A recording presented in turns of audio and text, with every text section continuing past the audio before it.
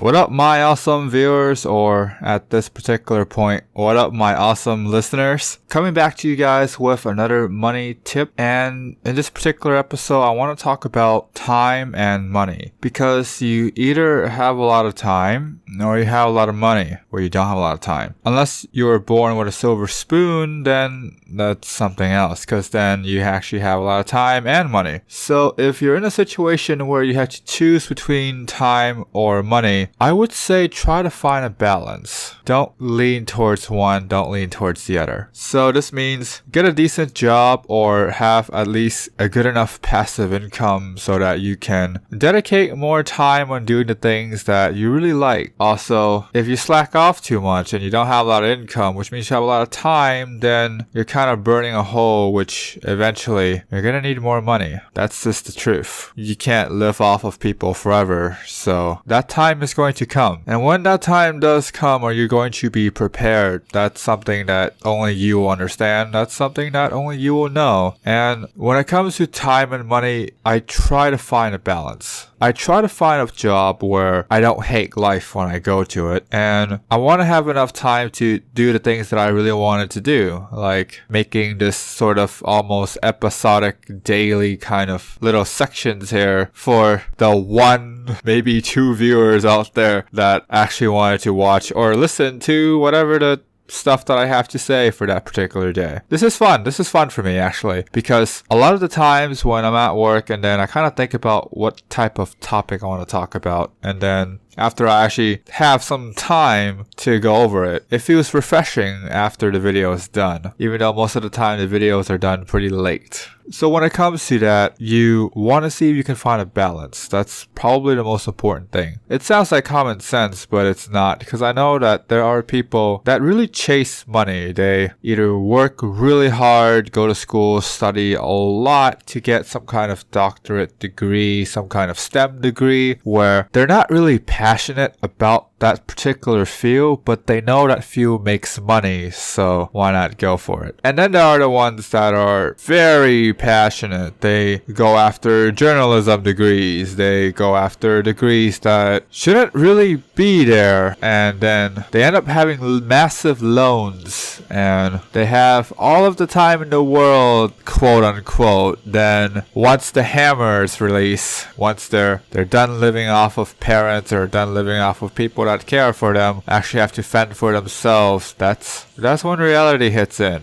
And when that does happen, it is terrible. Most people kill themselves because they just have a mountain of debt where there is no way to climb out of. You cannot declare bankruptcy for college loans. Not gonna happen. So if you're in a position where you're either a high school student deciding whether or not to take college, are you passionate about STEM degrees? Are you passionate about those? Science, technology, I do not know what the E is, mathematics, engineering, there you go. Science, technology, engineering, mathematics, STEM. If you are passionate about those subjects, I say go for it, because you actually get paid pretty handsomely for doing the things that you love. If you're not passionate about them, then I say don't go for it. Pursue something where you are passionate about, and if you are actually passionate about journalism, then don't go to college and get a loan for that. That's not worth it. It's not worth your time. Certainly not worth the money that you don't have. So don't do that. At the end of the day, at the end of the work day, when you go home from work, do you feel free? If you do, how much do you hate that job that's currently holding you back? Is that job actually a prison in and of itself? Because not too long ago, I'd say maybe about a year ago, I used to work in a place where it was literally like a prison. People don't talk to each other. When you go into the office, you have to put your cell phone in a locker. It is just absolutely terrible every single day.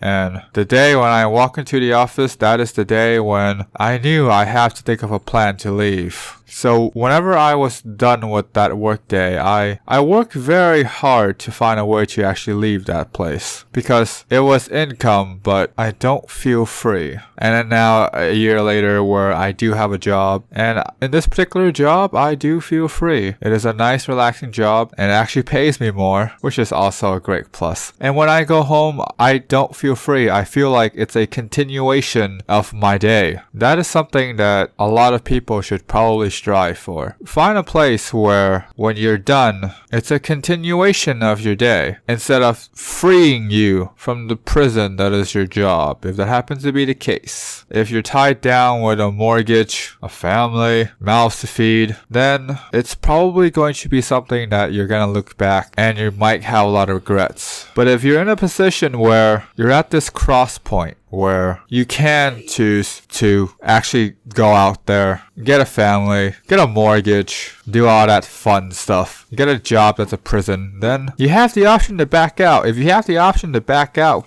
now, my friend. Back out. Run, Forrest, run as far as you possibly can. Do not take that choice. Do not do it, Forrest. Do not take that choice. It is not worth it. It is not fun. Do not take that choice, especially if you live in the US. Oh my God, run as fast as you can. Do it. Run as fast as you can. Do not take that choice. Don't ever take that choice. Anyways, ranting aside, you're probably bored by now, so if you made it this far into the video and you haven't subscribed yet, click on the subscribe button down below and hit that bell for more content. Anyways, you guys stay awesome now.